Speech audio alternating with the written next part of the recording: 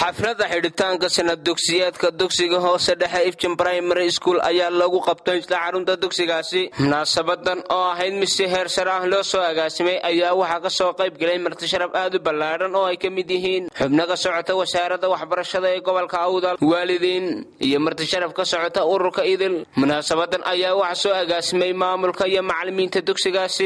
ugu horeyn ayaa waxaa halkaasi ka hadlay Sheekh Cali oo ka mid ah macallimiinta iyagu dugsiga wax ka dhiga, isla markaana ammaan u soo jeeday waalidiinta dardaaran u jeediyay ardayda. Isagoo arrimahaasi ka hadlayana waxa uu yidhi arday kasta oo ka midii uu quraanka wax ka xafidsan yahay oo aad si wanaag isagu beeradeenii joogna inagoo waddankeennii joogna aynu wax ku baranayno. waa mahadsantihiin, aad baan ugu faraxsanahay.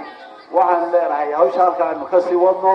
intii ay munaasabada socotay ayaa isna waxaa halkaasi ka hadlay Sheekh Cabdirashiid oo dardaaran u soo jeediyay ardayda iyo waalidiinta, isla markaana ardayda ku bogaadiyay inay ka faa'iideystaan cimrigooda.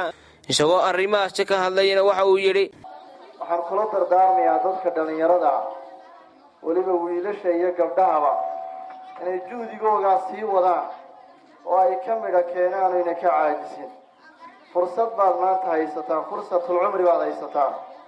haddii aad fursadda aad ka faa'iidaysan weytaan berri ilaahay subxaana wa tacaala wuu ina weydiin doonaa. mid ka mid ah waalidiinta ayaa ka soo qayb galay munaasabadan xidhitaanka, isla markaana lagu magacaabo Abubakar Sheekh Cali ayaa isna goobtaasi ka hadlay, isla markaana sheegay inuu aad ugu faraxsan yahay inuu ka soo qayb galo munaasabadan. xafladani qiimaha iyo sharafta leh aad iyo aad ayaan ugu faraxsanahay inaan ka soo qayb galo. waxaan kaleeto waan ardada iyo waalidiintaba aan ku baraarujinayaa abaalmarintan maanta la bixinayo inaysan kuwii qaatay maahane kuwa kaleeto aysan niyadda aysan uga jabin. sanadka dambe insha allahu tacaala inay heli doonaan.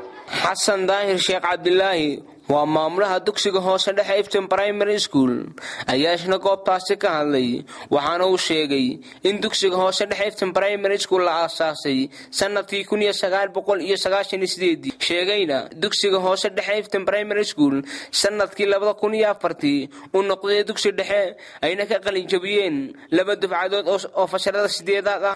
isagoona hambalyo u soo jeediyay waalidiinta. isagoo arrimahaasi ka hadlayana waxa uu yidhi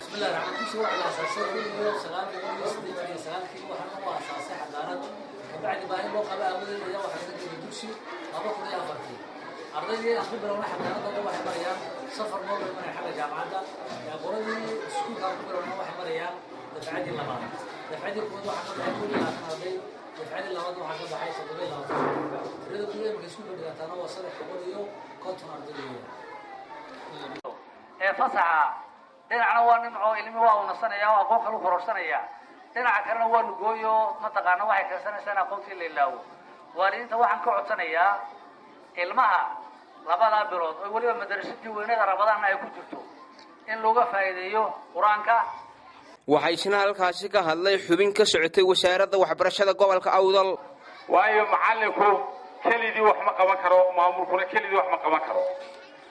macallinnimaduna waxay ka bilaabataa marka ugu horeysa gurigay ka soo bilaabataa.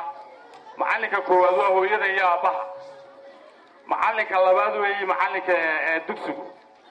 gabagabadii munaasabada ayaa halkaasi waxa shahaadooyin lagu guddoonsiiyey ardayda iyagu kaalmaha koowaad ka galay dhinaca waxbarashada tan iyo intii ay dhammaysteen fasaladooda. waa Nuux Cumar Kadiye, telefishinka madaxa bannaan ee Raya TV, dugsiga hoose dhexe Iftin, magaalada Boorama.